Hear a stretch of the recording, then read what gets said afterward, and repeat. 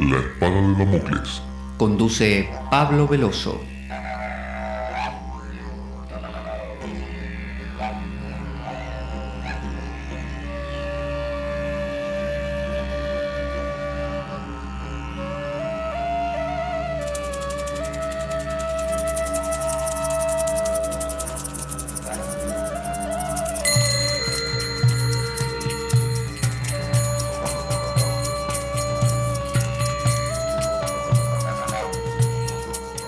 Tal como lo cortés no quita lo valiente, así lo hilarante no quita lo profundo.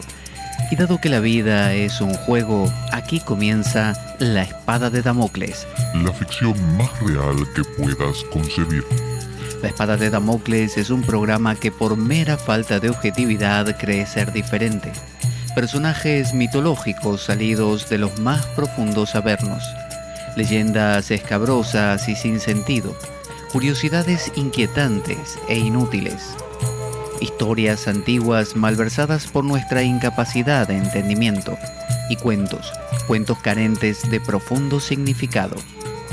También pretenderemos sin el menor éxito entender al ser humano en toda su dimensión. En suma, si quieres desperdiciar tu vida, aquí comienza La espada de Damocles. La ficción más real que puedas concebir.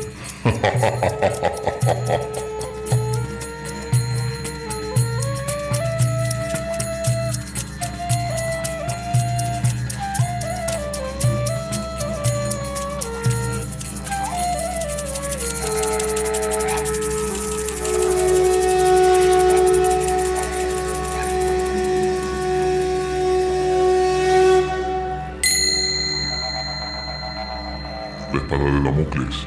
Conduce Pablo Veloso.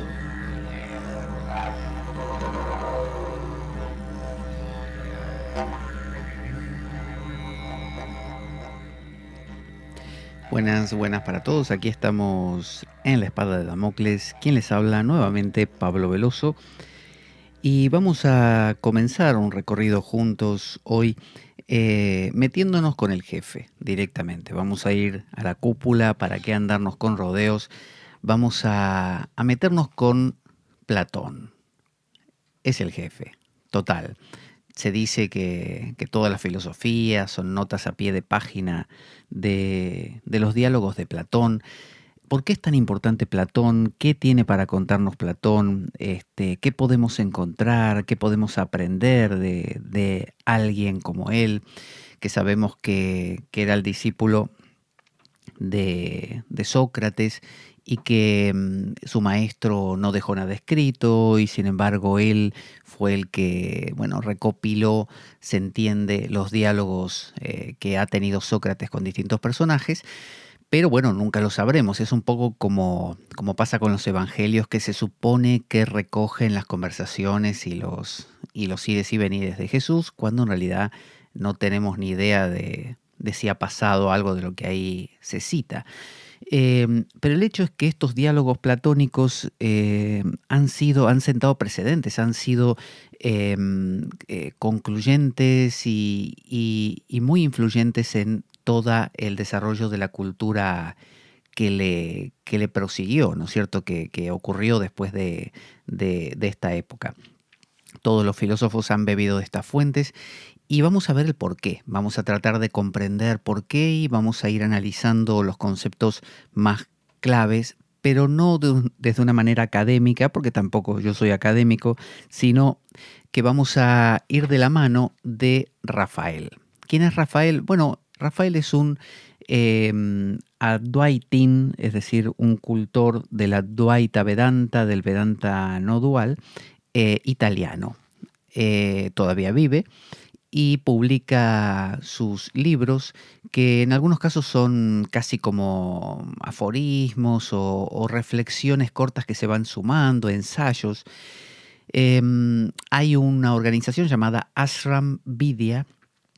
Ashram es el nombre que se utiliza en la India para definir a una comunidad monástica, digamos, ¿no?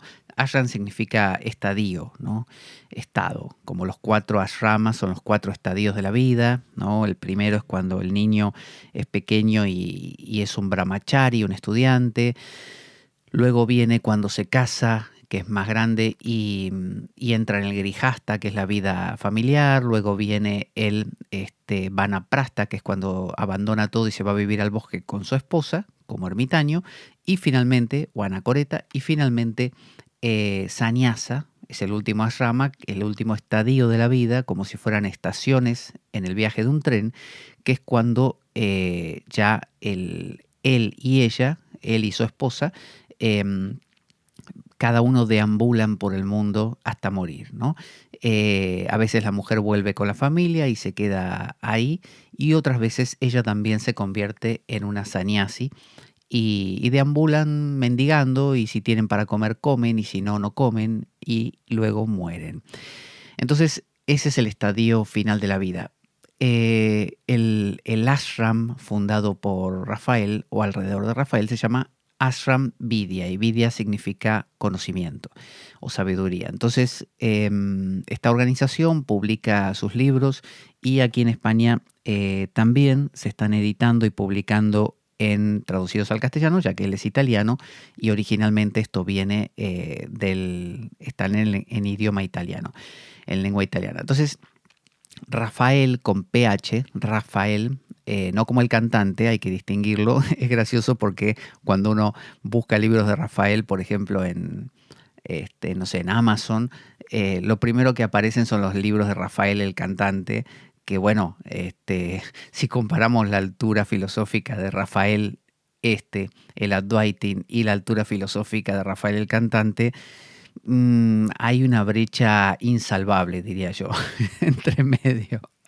Pero bueno, así es el mundo actual. Uno busca a veces un personaje y te aparece, no sé, uno busca un autor de un libro, me ha pasado, y aparece, no sé, un rapero. Y uno dice, qué brecha, qué abismo. Bueno, este libro que estoy usando en este momento y que vamos a usar para recorrer el pensamiento platónico, se llama Iniciación a la filosofía de Platón. Es de la editorial Biblioteca Nueva, colección Taxila. La edición, ya le digo, esta es 2004, de Ashram Vidya. El título original es Iniziazione alla filosofia di Platone. Edizione Ashram Vidya 1986. Bueno, esa es la original, pero en el 2004 pasó mucha agua bajo el puente y finalmente se editó en España. Espero que Rafael, si escucha estos comentarios sobre su libro, no se espante y por el contrario le agrade en algún sentido. Vamos entonces a recorrer de la mano de Rafael, que recomiendo mucho la lectura de Rafael y sus libros. Son todos muy cortitos, accesibles, concentrados, geniales, porque Rafael tiene este perfume de la tradición primordial. Es decir, Rafael no plantea todo desde un solo ángulo, sino que como que él bebe de la corriente subterránea que subyace bajo todas las religiones, todas las filosofías. Entonces, constantemente está haciendo paralelismos, un poco como pasa aquí en la espada de Damocles, saltando de una tradición a otra, y eso nos ayuda mucho porque nos permite contextualizar, nos permite comparar, nos permite situarnos mejor, nos permite evitar que el árbol nos impida ver el bosque, básicamente. Vamos a empezar por la introducción directamente. Dice: a menudo hemos oído hablar de la filosofía de Platón a filósofos, historiadores o filólogos, porque este libro está dirigido a personas de la calle, ¿no? Así como a gente común que a su vez ha oído hablar de ella por vía indirecta, o como muchos de nosotros la aprendieron en la escuela. Yo tuve la desgracia de que no me enseñaran filosofía, no tenía esa asignatura porque estudié en una escuela técnica, estudié química, así que no vi nada de esto, lo tuve que descubrir después.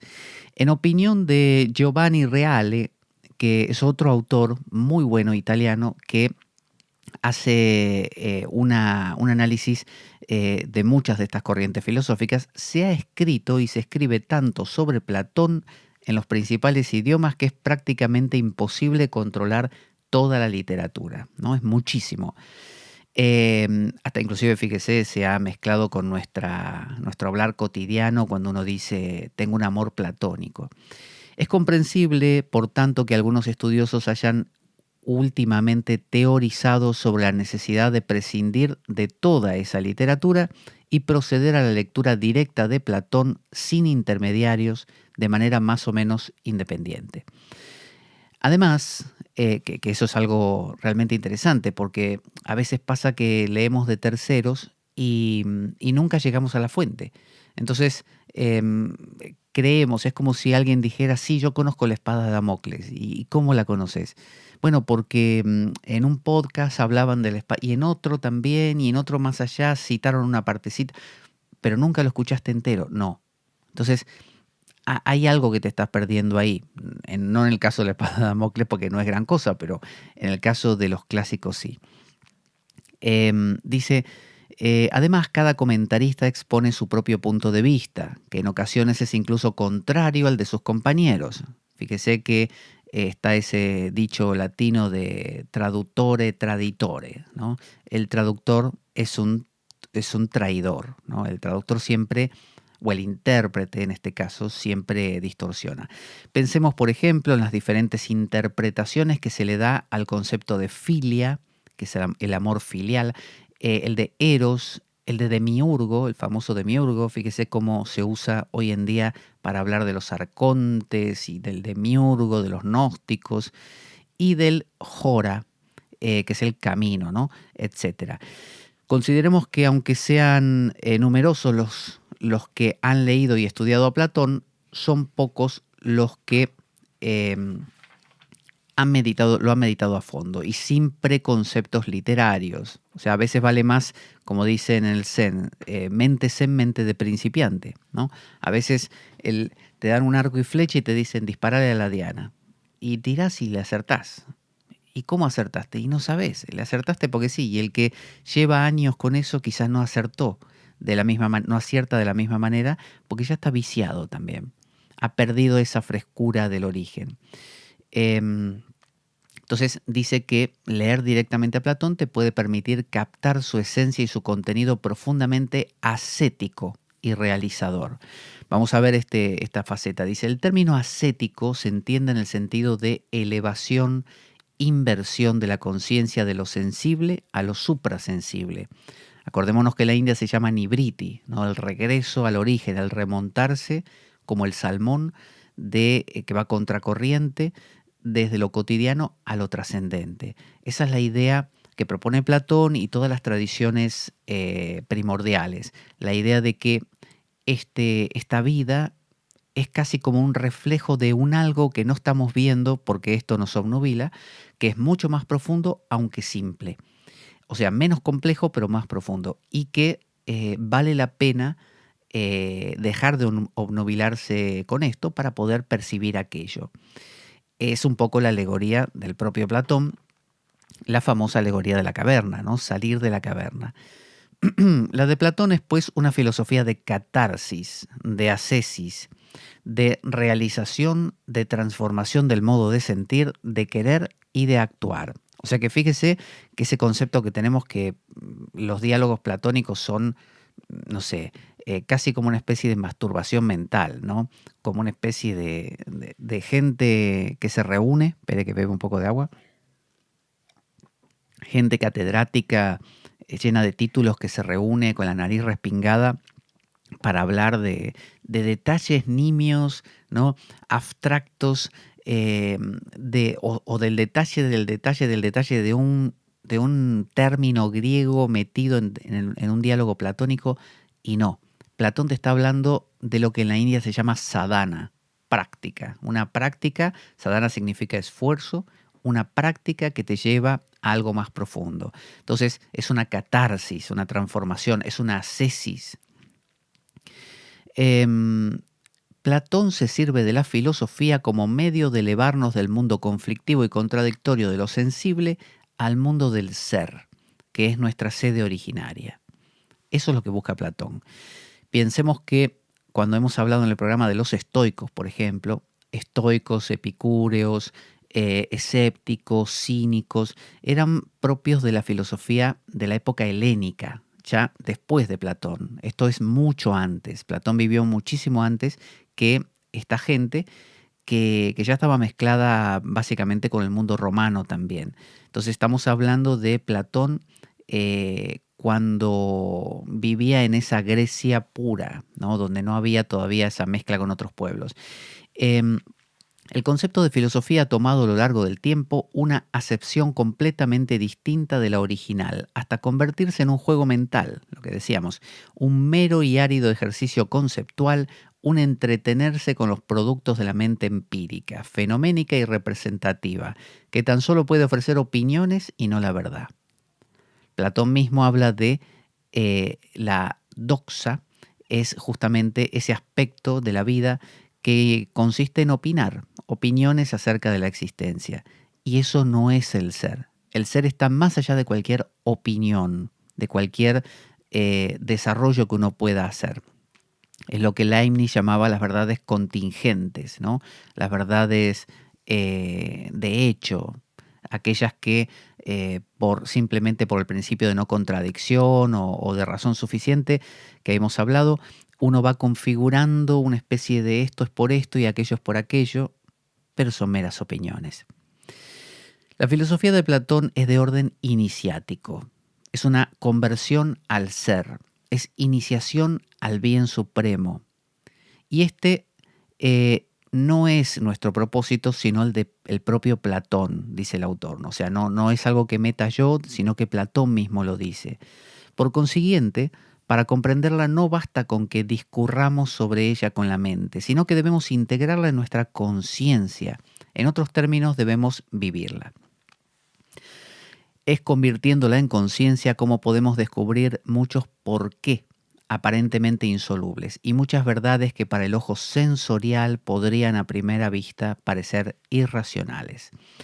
Ahora vamos a ver un pelín de historia de dónde viene todo esto. Dice, el platonismo gozó de alta estima de los propios padres de la iglesia. O sea, los propios padres, acuérdense que cuando triunfó el cristianismo con la inclusión en el Imperio Romano por parte de Constantino, allá por el 315, 320, el cristianismo se dio cuenta que era un hijo del judaísmo y que no tenía una base filosófica, no tenía cómo vencer a sus oponentes, sencillamente porque no tenía sustancia, nunca se habían puesto a pensar cómo explicar cosas profundas. Simplemente era ama al prójimo, te ganarás el cielo, bla, bla, bla, haz el bien, ese tipo de cosas.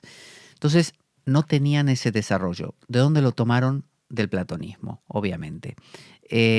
Ambrosio, o neoplatonismo mejor dicho, Ambrosio, Agustín, San Agustín, Juan Damasciano, o Damasceno también se lo conoce, Anselmo de Canterbury, todos ellos, ¿no? Y otros muchísimos más, Nicolás de Cusa y montones, en realidad todo el cristianismo. Y así fue que el cristianismo pudo argumentar y permaneció como doctrina aprobada por la Iglesia hasta el siglo XII. O sea, hasta el siglo XII Platón fue aprobado. ¿Por qué hasta el siglo XII? Lo hemos contado en algún programa. Fue cuando se dieron cuenta,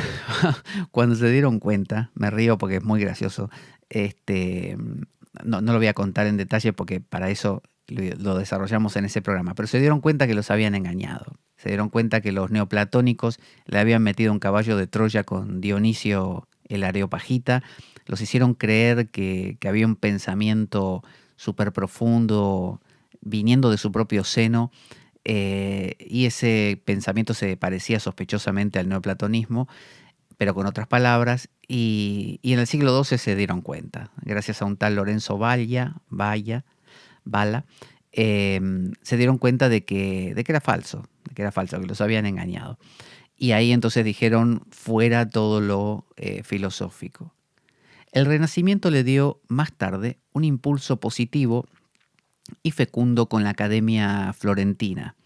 Es decir, esto volvió en el Renacimiento italiano, Marsilio Ficino, hablamos del 1400, el famoso 400, los dos picos de la Mirandola, eh, o sea, Marsilio Ficino y los dos picos de la Mirandola.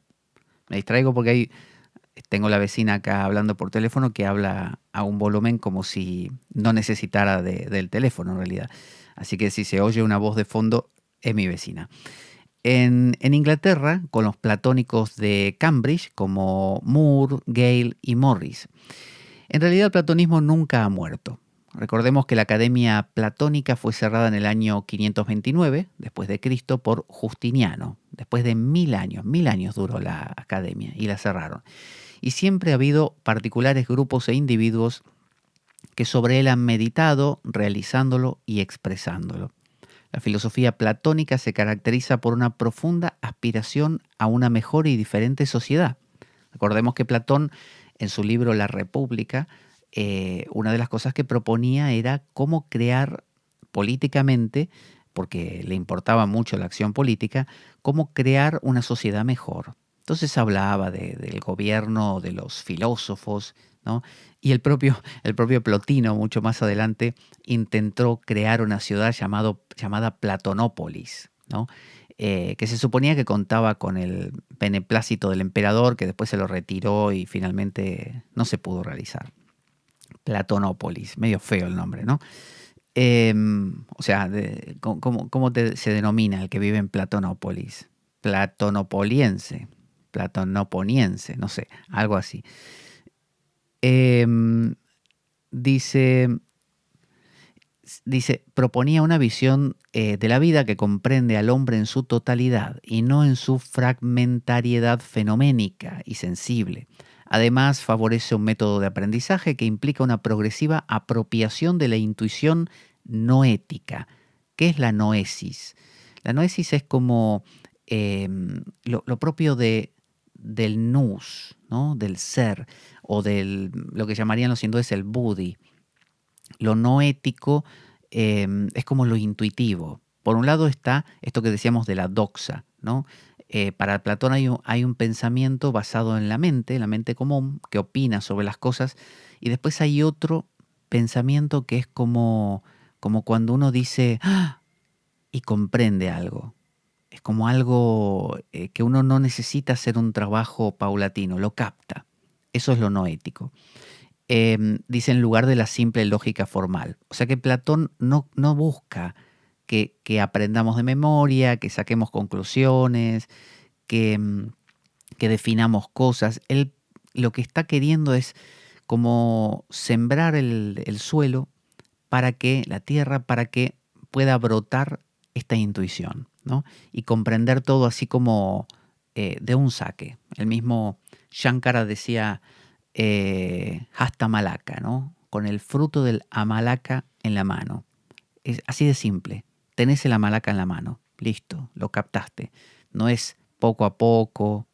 La pregunta de ¿cómo me doy cuenta que tengo una malaca en la mano? Nada, tenés una malaca en la mano. Date cuenta. O te das cuenta o no te das cuenta. No hay ¿qué quieres que te explique cómo darte cuenta que tenés una malaca en la mano? Es ridículo. Todo ello da como resultado una certidumbre firme y concreta en la capacidad del hombre para comprender y realizar la verdad no ética y modelar su vida y los acontecimientos conforme a los principios de esa verdad. Verdad no ética.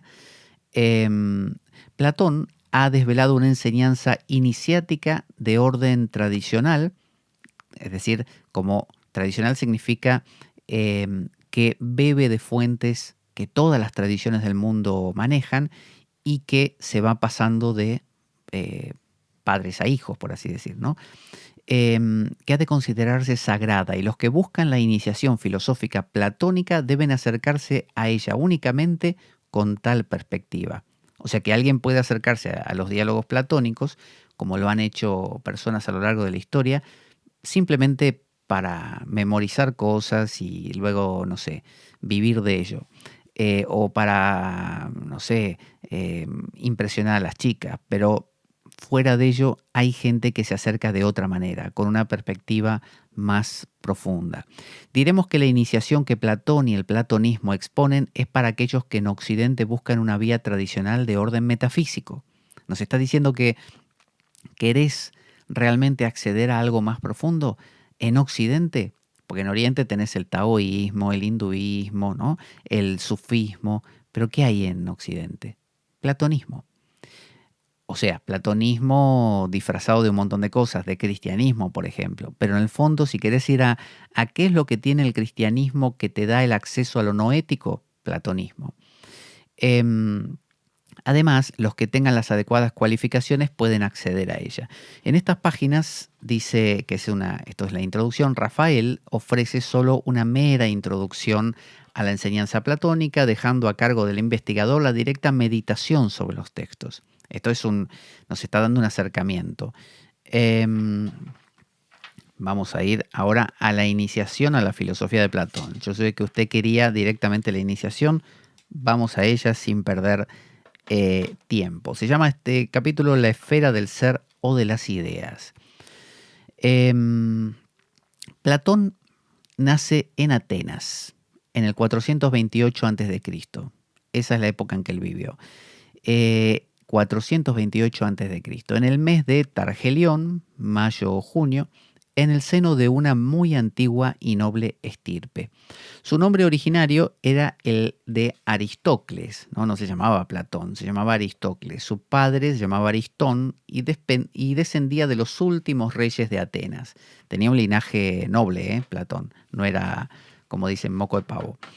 Y precisamente también del mítico rey Codro y su madre Perictione, por parte de Crisia, era descendiente de Drópides del linaje de Solón, ¿no? Solón es también un referente. Digo por si quiere saber exactamente quién es la persona de la que estamos hablando, ¿no? Ya conoce todo el árbol genealógico. Durante su juventud fue un observador de grandes eventos y trastornos políticos que conducen a Atenas a perder su hegemonía sobre Grecia. La guerra del Peloponeso. Recuerde que Atenas era una ciudad-estado y había muchas ciudades-estado en esa zona que se peleaban entre sí. Al parecer, algunos de sus familiares fueron miembros influyentes del partido aristocrático y se cree incluso que Platón formó parte del llamado Gobierno de los 30, fundado en el 404 a.C. Pero como informa el propio Platón, disgustado por las mezquindades, egoísmos, injusticias y prepotencia de su propio partido, nada raro, fíjese, 404 a.C.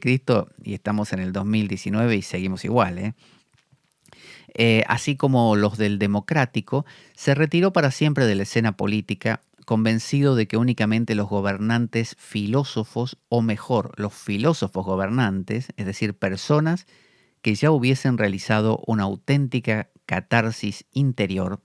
Y distingamos acá, él habla de filósofos, pero no está refiriéndose al que estudió filosofía en una facultad. Ese no es un filósofo, ese simplemente es alguien que estudió filosofía. Ser filósofo realmente es vivirlo. Es decir, yo puedo hacer el curso de profesor de yoga y ser un profesor de yoga, pero no un yogi. Si yo quiero ser un yogi, tengo que vivir el yoga en mi vida cotidiana en todo momento y encarnar ese principio. Entonces, un filósofo, un amante de la filosofía, del saber, perdón, eso significa filósofo, tiene que ser alguien enamorado del saber. No alguien que sea filósofo, no sé, de 8 a 2 de la tarde. No, o sea, cuando entra a trabajar y después sale y cuelga no sé, los libros y lleva una vida común. No, el filósofo es filósofo 24 horas. Si no, no, que es un chiste eso, no es filósofo. Entonces él hablaba de alguien que hubiera tenido una verdadera catarsis interior, una transformación, que solo ellos podrían resolver los problemas y males de la sociedad.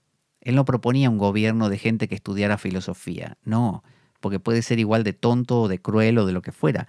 No, él proponía un gobierno de gente que fueran filósofos.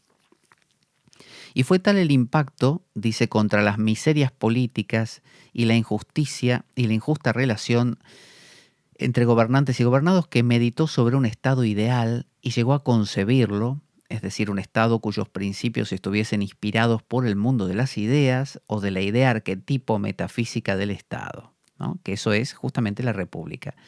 Fue iniciado en la filosofía por Crátilo, discípulo del filósofo Heráclito. Qué linaje, ¿eh? Mire, decir, yo fui formado por Crátilo, que a su vez era discípulo de Heráclito. ¡Pah! Ese sí que es una abolengo ahí. Cuya filosofía se basa en el devenir más que en el ser. Es decir, Heráclito era el que hablaba de que todo estaba en movimiento, que la vida era guerra y demás. Pero quien debía transmitirle el influjo duradero y determinante fue Sócrates, el cual durante muchos años fue un asiduo y atento oyente, del cual, ¿no? Y Sócrates se convirtió más tarde en el protagonista de sus diálogos. Cuando Sócrates murió, en el 399, recordemos que bebió la cicuta porque había caído mal algunos comportamientos de él ante digamos, la cúpula ateniense, Platón efectuó diferentes viajes durante unos 10 años. Fue a Egipto, en donde fue iniciado en los misterios egipcios. Esto es así, no es esas teorías tipo Jesús fue raptado por los extraterrestres. Esto está documentado. Fue a Italia meridional y a Taranto, en donde tuvo la ocasión de encontrar a Arquita, jefe de los pitagóricos, o sea, tomó contacto con la escuela pitagórica, con los misterios egipcios, los misterios egipcios son los padres, por así decir, de los misterios griegos, ¿no? Los misterios de Eleusis griegos provienen de los misterios egipcios. Y cerca del año 390 fue a Siracusa, a la corte del tirano Dionichi el Viejo, con la esperanza de poder concretar el estado ideal. Él quería hablarle a un rey y pedirle a ver si podía ayudarle a armar todo esto. No lo logró. Tampoco con Dionigi el joven. O sea, intentó con el hijo y tampoco. Que sucedió al viejo. Por lo cual, retirándose a Atenas, se dedicó totalmente a la filosofía. Dijo, ya está. Acá son todos, dice, unos tontos. Yo me voy a dedicar a estudiar filosofía y a enseñar. Fundando la academia como palestra de encuentros y dialéctica filosófica. La dialéctica es el diálogo, justamente, ¿no? Porque él no enseñaba al estilo monólogo, por eso es que vemos, se llaman diálogos sus escritos, porque justamente él proponía, como bien había aprendido de Sócrates, que enseñar algo no servía de nada porque el otro como que no tenía forma de absorberlo, de asimilarlo. Valía más, como bien decía Sócrates, hacerlo parir al otro, hacer que el otro dé a luz una idea nueva. Y eso se lograba en el caso de Sócrates con la mayéutica, en el caso de Platón con la dialéctica. En el año 347 a.C., abandonó su envoltura sombra mortal para volar hacia el mundo de las ideas puras o del ser. Dirigía la Academia Platónica, que podríamos decir tenía un carácter sacral, un escolarca, cuyo cargo duraba toda la vida. El escolarca no solo cuidaba la marcha general de la organización, sino que también se encargaba de la función de los sacrificios, de los festines rituales y de todo lo demás. Recordemos que tanto Sócrates como Platón no solo filosofaban, sino que tenían una vida religiosa, ritual. De hecho, está el famoso episodio donde está por morir Sócrates y viene a visitarlo un joven del grupo de él, y él le dice, recuerda que le debemos un gallo a Esculapio. Como diciendo, hay un sacrificio que nos quedó ahí pendiente, págalo por mí. Acá citamos, a ver, esto lo vamos a saltar así no resulta tan largo. Dice, a partir de estas premisas, podemos considerar que Platón establece una distinción, pero de ninguna manera una oposición entre el mundo inteligible y el mundo incorruptible. O vamos a citarla así mejor, porque así se va a entender lo que queremos decir. Cita aquí Rafael a Domenico Pesce. Dice, la esencia del platonismo se encuentra en una radical revolución de la visión común de la realidad y de la vida, ¿no? Algo transformador.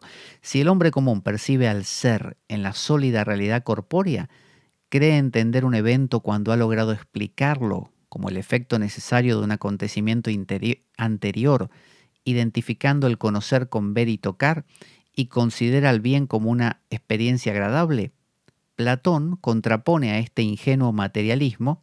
Lo anterior es la visión de la ciencia. La ciencia dice, para poder creer en algo que está ahí, poder realmente asegurar algo, tengo que poder tocarlo. Y además tengo que poder explicarlo. Tengo que poder decir cómo llegó a ser eso. Entonces, bueno, busco una causa anterior. Y ahí intento resolver el problema de la vida. Eso es lo que hace la ciencia y por eso no tiene éxito, porque intenta explicar casi como una metafísica, como el porqué de la vida con las consecuencias, no con las causas verdaderas, con lo que hay detrás. Platón contrapone a este ingenuo materialismo la firme convicción de que solo es propiamente real lo que se demuestra sencillo e inmutable. O sea, Platón dice, lo complejo, como bien decía Leibniz, lo aglutinado, no puede dar una respuesta porque no es lo simple. Hay que ir a las fuentes, hay que ir a las causas originales, que son simples. O sea, ahí no vamos a encontrar, no sé, internet, no sé, la mente humana con todo su cablerío, no sé, cerebral, nervioso. No, vamos a encontrar principios simples, completamente pasivos. Bueno, o activos en su pasividad. Eso es lo que Platón nos propone. Y también Leibniz. Em, Vamos a encontrar el invisible e intangible objeto espiritual y ante el mecanismo objeta que el antecedente material no explica nada, puesto que no puede rendir cuentas sobre por qué se obtiene un cierto efecto en lugar de otro, debiendo buscar la verdadera causa en la forma inteligible y por eso dotada de significado que se realiza caso por caso. En fin, repudia el materialismo con desdén, perdón, Platón, con desdén al sensualismo y al hedonismo. Entonces, nos está proponiendo que Platón nos ofrece un camino para, en lugar de mirar las cosas y ver y tratar de entender la vida a través de lo que vemos, tratar de remontarnos, nos propone, hacia las esencias para poder desde ahí captar no cómo funciona, o sea, cómo mandar un cohete a la luna o cómo la clorofila ayuda a transformarnos en la luz solar. No, eso no te lo va a responder, justamente. Ese es campo de la ciencia.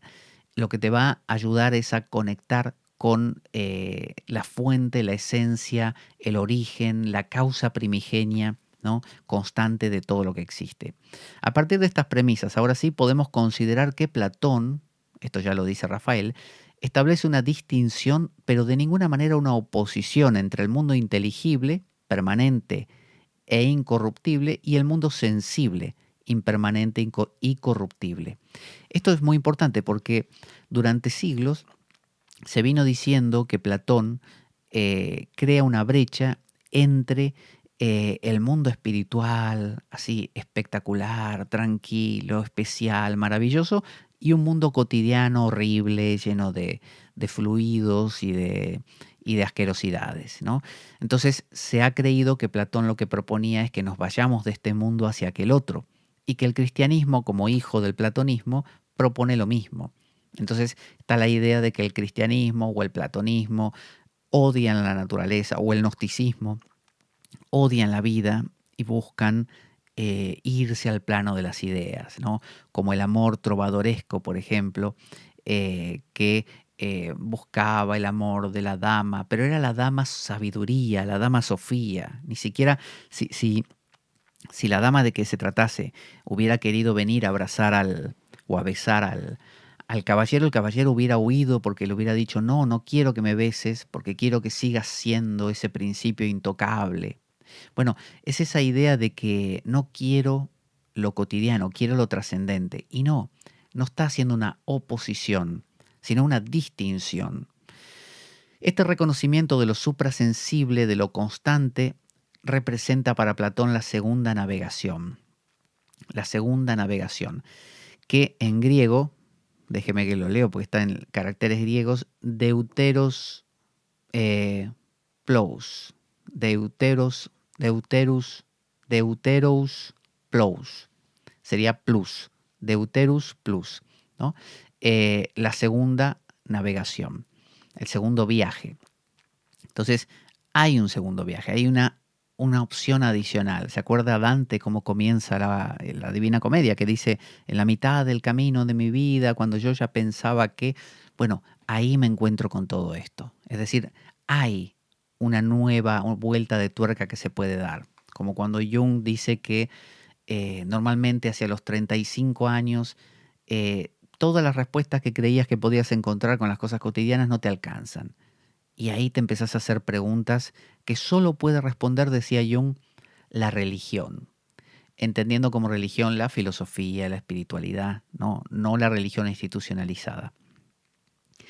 Hago un paréntesis para recordarle que nuestro programa La Espada de Damocles carece de sustento económico externo. Por lo tanto, si quiere colaborar con él, puede escribirme a pablojorgeveloso@gmail.com y le pasaré el enlace de cuenta bancaria o cuenta de PayPal del programa para que pueda hacer un aporte, sea mínimo, super mínimo, mediano, grande, da igual, todo servirá para la compra de material bibliográfico como este mismo libro que estamos trabajando y material también electrónico que se desgasta para el programa. Desde ya, muchísimas gracias por ello. Dice, pero esta segunda navegación solamente la podemos comprender con la mente no ética, el nous. Tenemos dos realidades, tenemos la psique, que es la mente, y el nous, que es como el intelecto. Intelecto, inteleger, leer entre líneas, es esa capacidad que podríamos decir el insight, la intuición, esa capacidad de captar las cosas así como de un saque, ¿no? Es como saber directamente, así, como una revelación, no un proceso de que estudié mucho y por eso lo entiendo. Por eso Jesús hablaba de los pobres de espíritu, como queriendo decir que el que tiene la cabeza llena de conocimientos, como cuando decía un rico no puede pasar, es más fácil que un camello pase por el ojo de una aguja que un rico entre al reino de los cielos. Es decir, si tenés la mente, la psique, repleta de conocimientos y no tocas nunca el nous en toda tu vida, difícil que el chancho chifle y la gallina mastique. Entonces dice, la mente sensible, a diferencia del nous, solamente ofrece doxa, opiniones. Escribe Platón, esto lo dice Platón mismo, en las cartas, en la carta número 7. Dice, sobre estos temas no hay ni habrá nunca obra mía, dice, porque esta disciplina no es en efecto comunicable en absoluto como lo son las otras ciencias. Está diciendo que hay algo de lo que él no escribió, porque hay un conocimiento, él puede como arrimarte, como se dice, arrimarte el bochín. Arrimarte el bochín significa acercarte la bola, en el juego de bolos, a la bolita pequeña, pero no puede hacerlo por vos, no puede hacer el trabajo final. Es como quien dice, mira, ahí está la portería de fútbol, te voy a dejar el balón ahí, servido para que lo patees, pero tampoco puedo patearlo por vos, lo tenés que patear vos. Te lo dejo ahí, te hago el pase. Esto es lo mismo.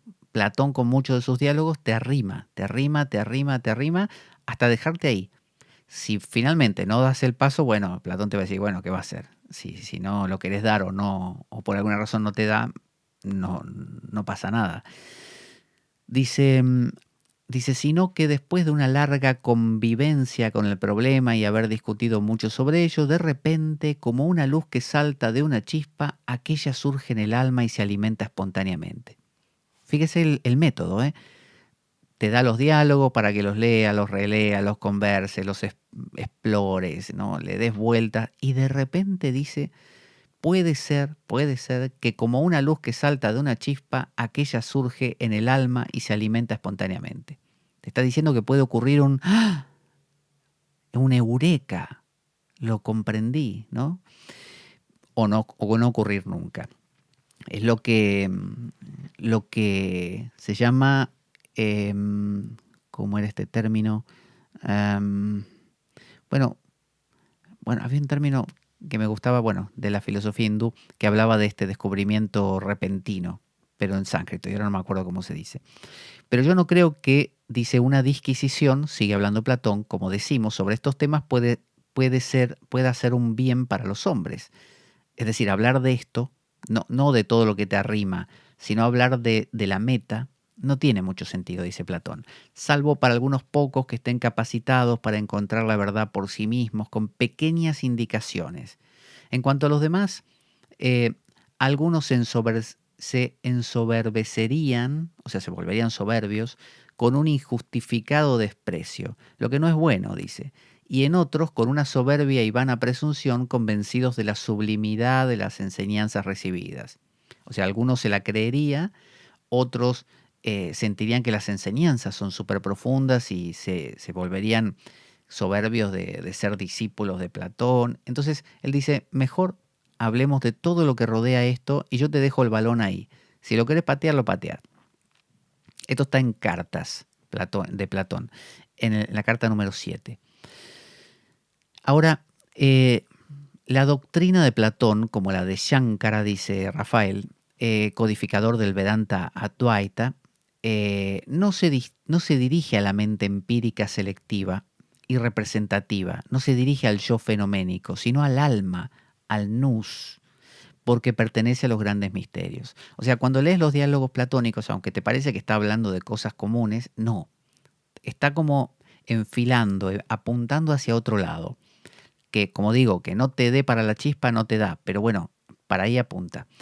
Es como decir, los evangelios tienen un sentido de fondo anagógico, que apuntan hacia aquello que está más allá del pensamiento. Como digo, si no te da, no te da, pero apunta ahí. Esta segunda navegación, esta Deuteros Plus, por tanto conduce al reconocimiento de la existencia de dos planos del ser.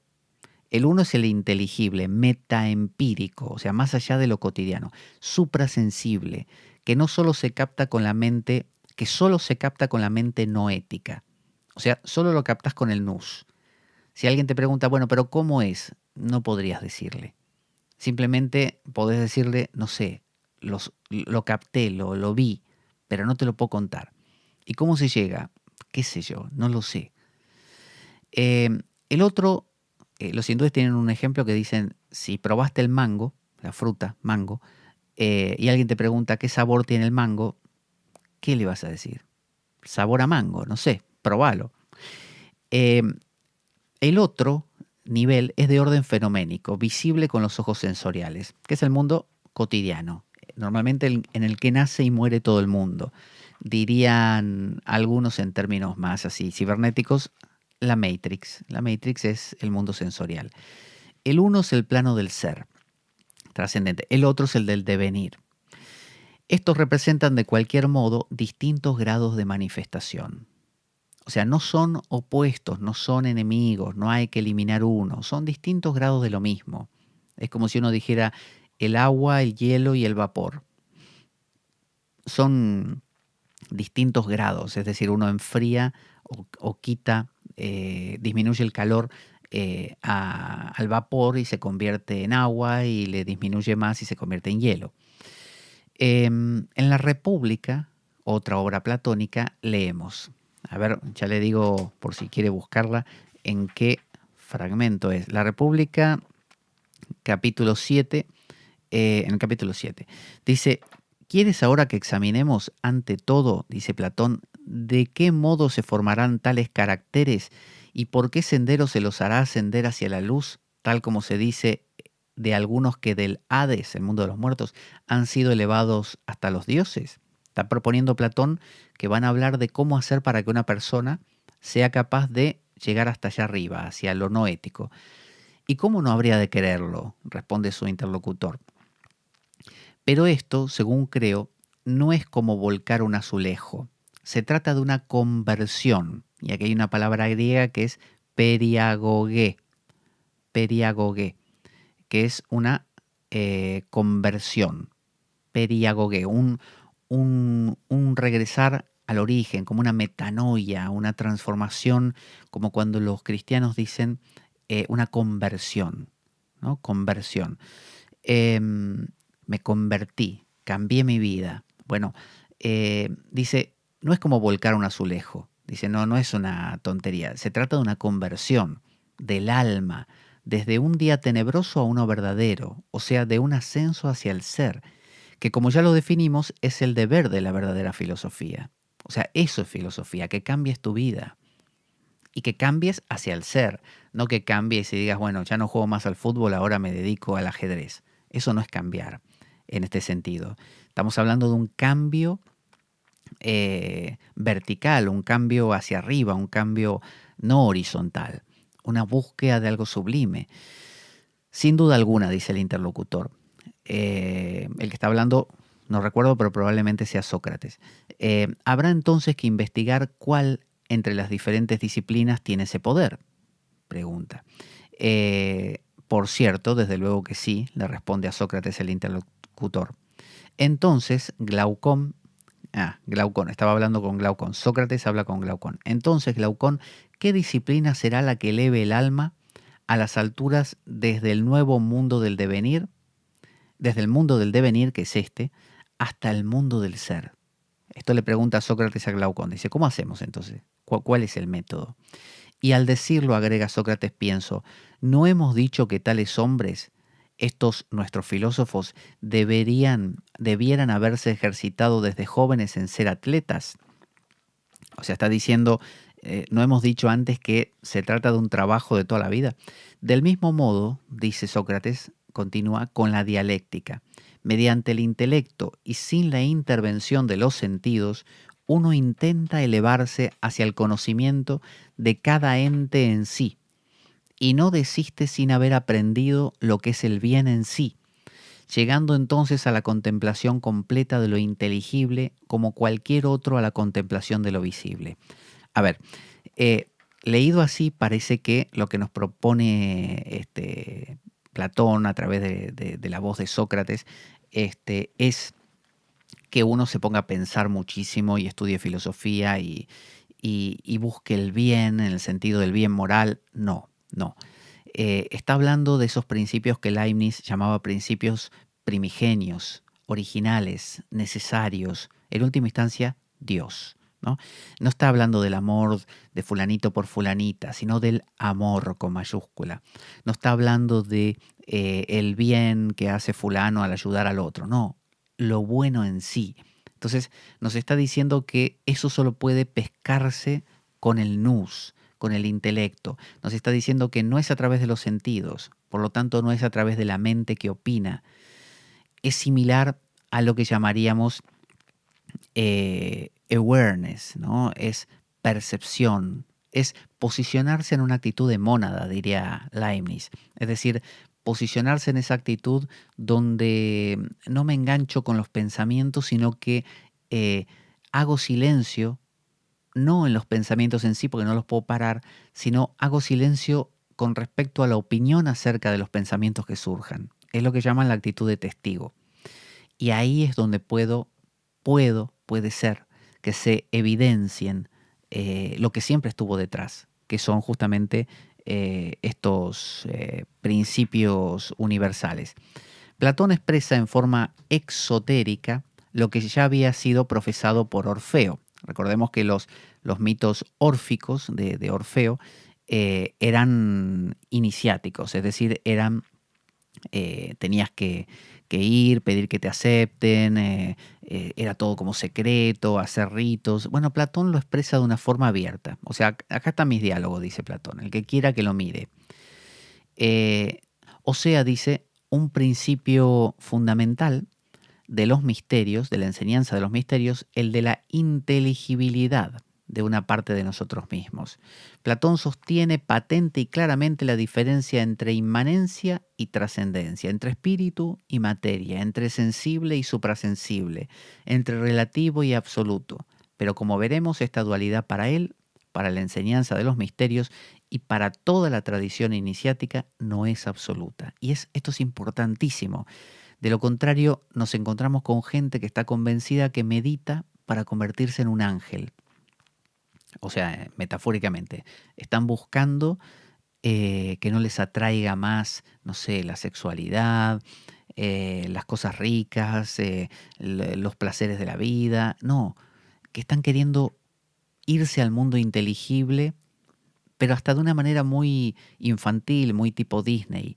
Platón no nos propone eso. Platón nos propone, y toda la tradición iniciática, la coexistencia de todos estos niveles, pero nos da una medicina porque nos hemos enfermado. Y la enfermedad es solo mirar lo empírico, solo mirar lo cotidiano y olvidarnos de aquel otro mundo, que es el mismo que vino a anunciar Cristo. Hay una buena nueva. ¿Cuál es la buena nueva?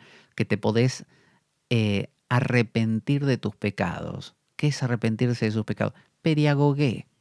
Es justo eso, la periagogué, es decir, la metanoia, el cambio, la transformación. Eso es arrepentimiento.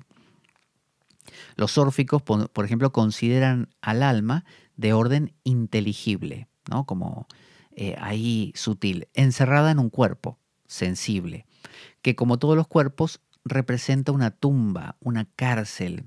Esto también está en Pitágoras y está en el Corpus Hermético. Y es deber del ente surgir de esta tumba y despertarse al reconocimiento de su propia inmortalidad. Los gnósticos, por ejemplo, pensaban que si te morís sin consumar esto, volvés a nacer y volvés a nacer y volvés a nacer. En cambio, si lo consumás, regresás a la fuente. Es necesario, pues, elevar el alma a las alturas desde el mundo del devenir hasta el del ser. Esto es lo que propone Platón. Hasta aquí vamos a ver hoy. Vemos la profundidad que tiene, vemos todo lo que podríamos comprender y podemos de esta manera valorar estos diálogos platónicos, no solamente para tenerlos como algo propio de quien estudia filosofía, algo aburrido, algo anacrónico, algo que ya no nos sirve, sino como justamente como la expresión exotérica, externa, ya no privada, ya no como los misterios, no sé, pitagóricos que tenías que, o órficos que tenías que ganártelo, ¿viste? Que tenías que ir ahí a ver si te aceptaban y que te lo daban con cuentagotas. Platón te lo da todo abierto. Lo que pasa que no te habla de aquello, te habla de esto, lo más arrimado posible a aquello, para que vos ahí des el toquecito y metas el gol, ¿no? Eso es lo que hace Platón.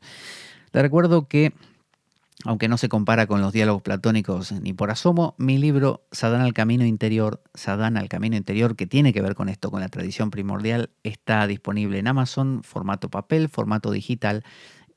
También están los cursos que doy por Skype de forma personal. Para ellos me puede escribir para pedir información a pablojorgeveloso@gmail.com.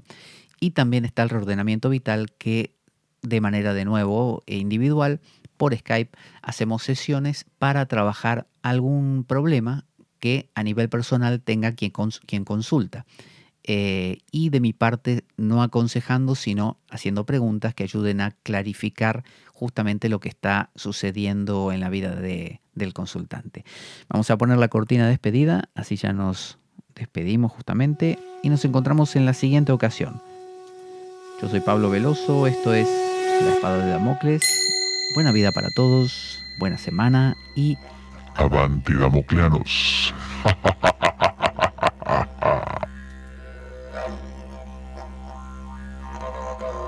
La Espada de Damocles. Conduce Pablo Veloso.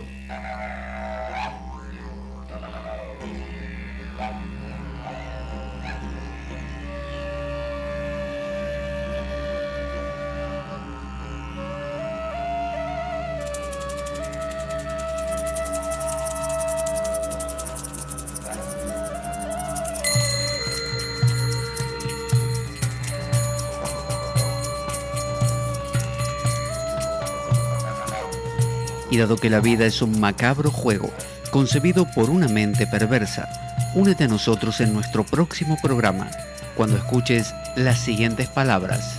La Espada de Damocles, la ficción más real que puedas concebir. Buena vida para todos, buena semana y... Avanti Damocleanos.